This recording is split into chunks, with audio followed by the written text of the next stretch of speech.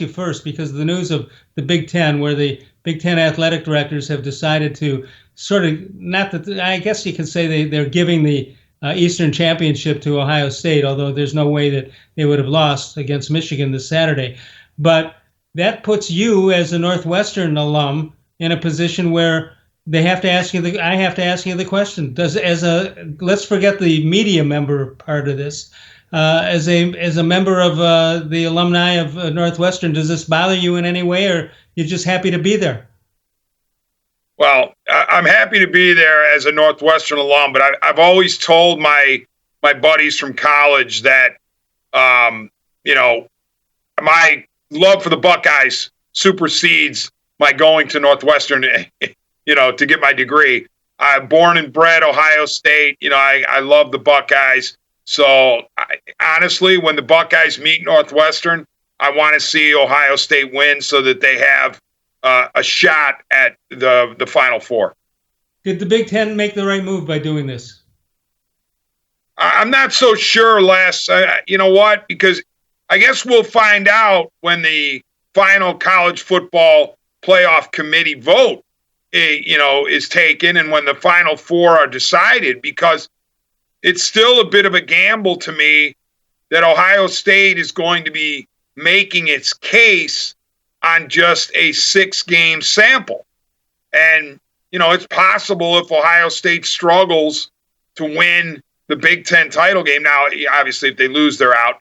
But if they were to struggle to win it with just a 6-game sample, maybe the committee looks at another team such as an A&M or a Florida or what have you and says they played more games, they're more deserving. I wish that the Big Ten and Ohio State would have tried to play this weekend, would have found somebody. It doesn't sound like they're going to, and I really wish they would have tried to find an opponent for this weekend, because I'd rather have a 7-game resume than a 6-game resume.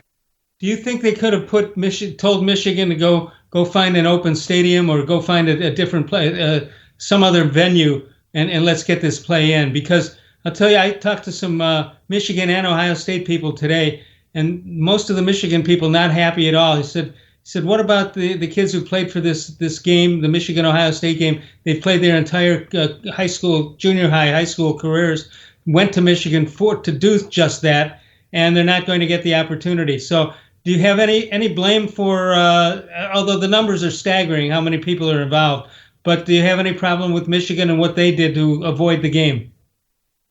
Oh, no, I think there was a legitimate COVID situation in Michigan. And, even if Michigan were trying to, let's say, sandbag Ohio State and they weren't going to inform Ohio State till Friday that they couldn't field a healthy team, I think the Big Ten would have stepped in, by now and said, well, wait a minute, Michigan, you don't have enough healthy bodies or you have too many COVID cases, so we are going to step in and scratch you. I don't have a problem with it at all. I've always said this, Les, even as much as I dislike, U of M, the team up north, TTUN, all that other stuff.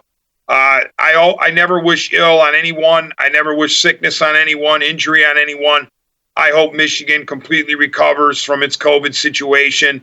Honestly, Les, I wish that what would have happened is an idea that I first heard floated by Ari Wasserman of The Athletic, so I want to give him the credit. I didn't see it from anybody else. Maybe somebody else said it, but I saw Ari's tweet about it. He was wondering if you couldn't have the Big Ten championship game this upcoming weekend and the Michigan game the following weekend. So you would be playing on the same scheduled number of weeks, but you just invert and flip-flop the Big Ten championship game with the Michigan game. I like that idea as opposed to Ohio State being idle, but I don't know if that was even feasible, but I like the idea.